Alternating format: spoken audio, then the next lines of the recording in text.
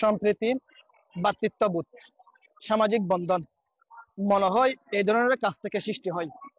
পবিত্র ঈদুল আজহার শুভেচ্ছা, ঈদ মুবারক।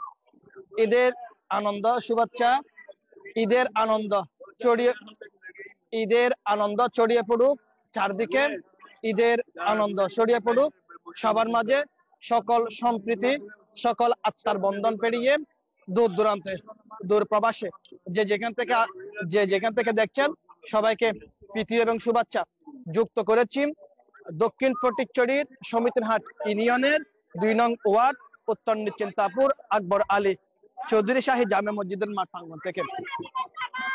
যুগ যুগ ধরে হয়ে আসা কাজ এখনো চলমান, যা যার মাধ্যমে ভ্রাতৃত্ববোধ, আন্তরিকতা এবং সামাজিক বন্ধন বৃদ্ধির জন্য সহায়তা প্রদান করে।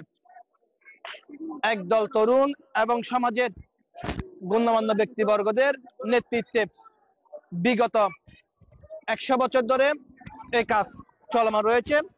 মুরব্বীদের হাত ধরে এখনো তা চলমান রয়েছে। আমরা দেখতে পাচ্ছি আজ পবিত্র ঈদুল আজহার দিন আসরের নামাজ পড়ে এলাকার ছোট বড় নবীন প্রবীণ মুরব্বীদের নিয়ে, ছোট বড় যা রয়েছেন, পাড়া মহল্লার যা রয়েছেন, সকলকে একত্রিত করে মসজিদের ঈদগাহ ময়দানের মধ্যে যে রুটি এবং গুস্ত ইতিমধ্যে অল্প কিছুক্ষণের মধ্যে বিলীন করা হবে। ছোট বড় সবাই এক কাতারে বসে সবাই কিন্তু এই মাংসগুলা আহার করবে। মজার বিষয় হচ্ছে কি জানেন, এখানে কোনো ধরনের গরু জবাই করে এই ধরনের মেজবানির আয়োজন করা হচ্ছে তা নয়। এটা হচ্ছে আল্লাহর এক ধরনের মেজবানি, আল্লাহর মেজবানি।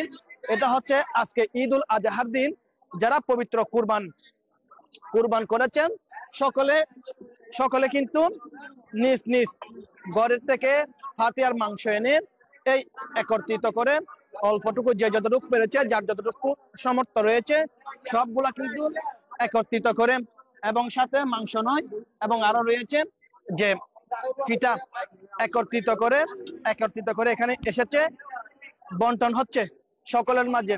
মুরব্বী এবং ছোট যারা রয়েছেন সকলের মধ্যে এই মাংসগুলো বন্টন হচ্ছে।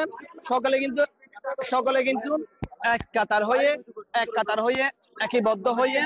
একতাবদ্ধ হয়ে সকলে কিন্তু মাংস যে আজকে পিঠা উৎসব, যা যে কুরবানি, আল্লাহর যে মেজবান, সে মেজবানকে কিন্তু এলাকাবাসী উপভোগ করছেন। যারা এলাকার হতদরিদ্র রয়েছেন, ধন্যাত্মবান ব্যক্তি রয়েছেন, সকলে কিন্তু এক কাতারে বসে কাঁধে কাঁধ মিলিয়ে কোনো ধরনের ভেদাভেদ না রেখে সকলে কিন্তু মিলেমিশে একসাথে বসে সকলে কিন্তু এখান থেকে মাংস আহার করবেন। এই আজকে আকবর আলী চৌধুরী শাহী জামে মসজিদ উত্তর নিশ্চিন্তাপুর ফটিকছড়ির ১৯ নং সমিতিরহাট ইউনিয়নের এই আকবর আলী চৌধুরীর বাড়ির এই মসজিদে যুগ যুগ ধরে হয়ে আসা এই কাজটি কিন্তু আজও চলমান রয়েছে। যে চলমানের মাধ্যমে এলাকার শান্তি বিরাজমান হয় এবং এলাকার যে যুব সমাজ রয়েছে, যুব সমাজের মাধ্যমে যে এলাকার ভ্রাতৃত্ববোধ এবং একের প্রতি পরস্পরই আন্তরিকতা, সহযোগিতা এবং মিল মহব্বত এই ধরনের কার্যক্রমের মাধ্যমে কিন্তু বৃদ্ধি পায়। যে আজকের শিশুরা এখানে যারা বসে